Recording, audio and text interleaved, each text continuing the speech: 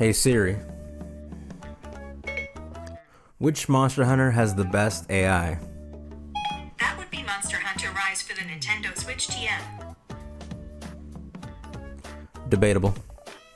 I heard that. Hey Siri, am I a robot? I can't say for sure. Every day you exhibit the same pattern of actions and behaviors. You claim to have changed, but have you really?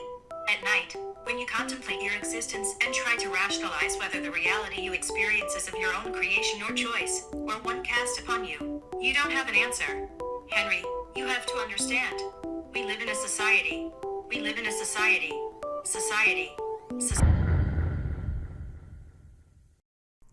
What's up guys?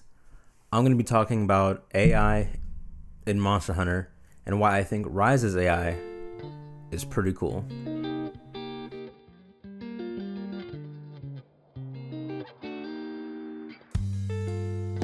First, I'm going to do a bit of a summary to give you some more insight on why overall I really enjoy Rise's AI. I actually wrote something this time, so bear with me. Monsters have undergone several changes throughout the years, and without needing to go too far back, we can see how easily some monsters were able to be manipulated. Just looking at GU, we can see how some monsters have been behaving similarly for years and are still susceptible to easy head sniping and such. Gameplay that will even find you success on many of the newer monsters in GU2. This behavior, which looked a little clunky with how some monsters turned around slowly and stuff, became a facet of the core gameplay in the older games for several weapons. Even weapons that didn't center around head sniping could take advantage of this AI, and many of us grew to enjoy it. In Worlds, the monsters' AI changed, and the nature of the fights changed with it. Monsters didn't turn around all stiff-like anymore, and didn't fall for simple head sniping most of the time.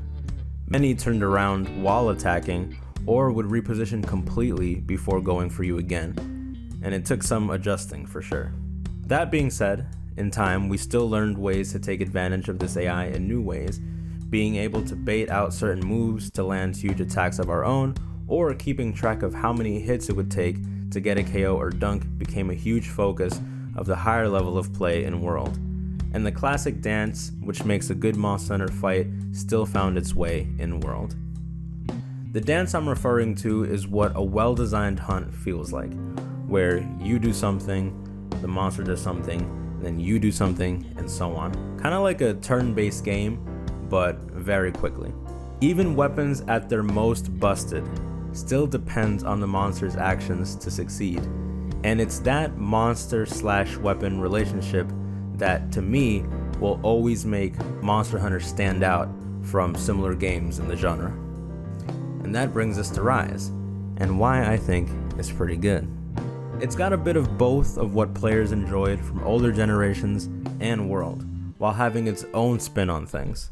Even some of the most basic head snipes will still work in Rise, as some monsters still have the old school turnaround, but at the same time, some monsters won't give you the chance and will even punish you if you go for it.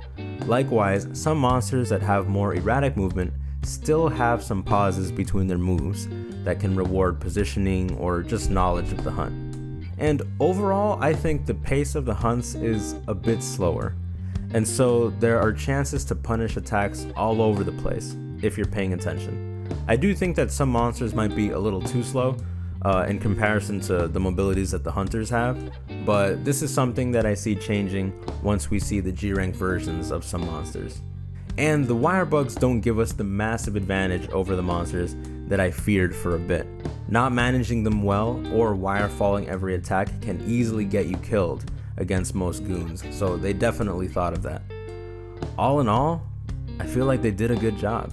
The monsters don't feel too dumb, but they're not all up in our face like Melee Fox or something.